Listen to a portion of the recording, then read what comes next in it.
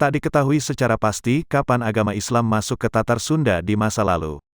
Namun memang sebelum Islam menyebar seperti sekarang, Jawa Barat dahulu merupakan salah satu provinsi di Indonesia dengan sejarah agama Hindu yang cukup kental. Kebijakan pemerintah dari dua kerajaan besar yakni Pajajaran dan Galuh membuat agama Hindu menjadi cukup kuat di tanah Sunda.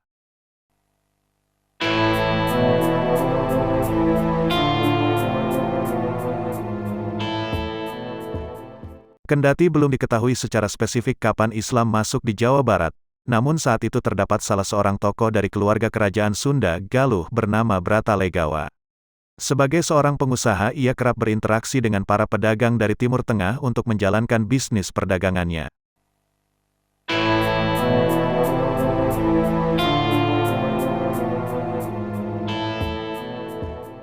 Menurut catatan dari Carita Parahyangan dan Carita Purwaka Caruban Nagari versi Wikipedia, Bratalegawa merupakan putra kedua dari Raja Bunisora dan sepupu dari Dyah Pitaloka Citraresmi di abad ke-13.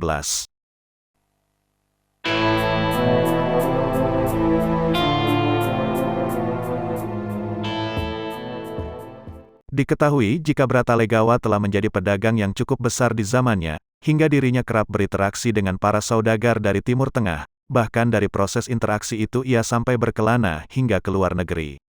Setelah melakukan interaksi yang cukup sering, Bratalegawa mulai memiliki rasa penasaran dan tertarik dengan agama Islam.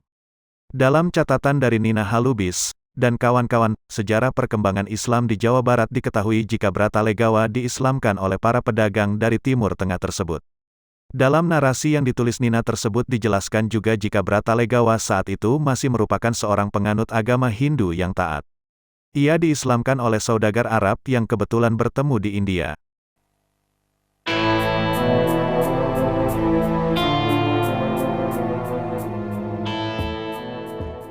Selain dikenal sebagai tokoh Islam pertama dari Tatar Sunda, Bratalegawa juga ternyata merupakan tokoh Islam pertama yang beribadah haji.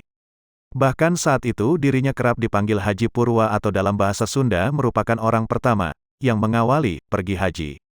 Ada sumber lain juga yang menyebutkan jika ia pergi haji setelah menikah dengan perempuan asal Gujarat saat perjalanannya berdagang dan mengenal Islam hingga merubah namanya menjadi Haji Baharudin Al-Jawi.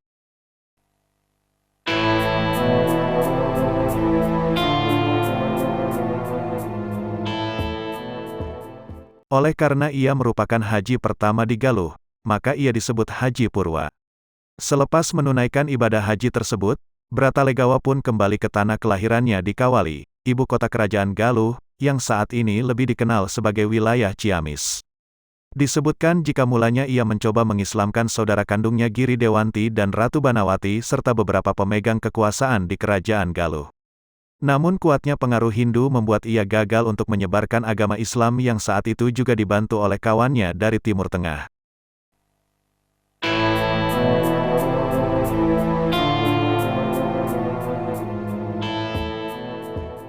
Misinya yang gagal dalam mengislamkan Galuh membuat Bratalegawa atau Haji Purwa memilih menetap ke Caruban Girang, saat ini Cirebon, untuk menyebarkan agama Islam. Tak disangka respon masyarakat di Cirebon begitu positif sehingga masyarakat di kawasan pesisir pun banyak yang mengikuti jejaknya untuk memeluk agama Islam.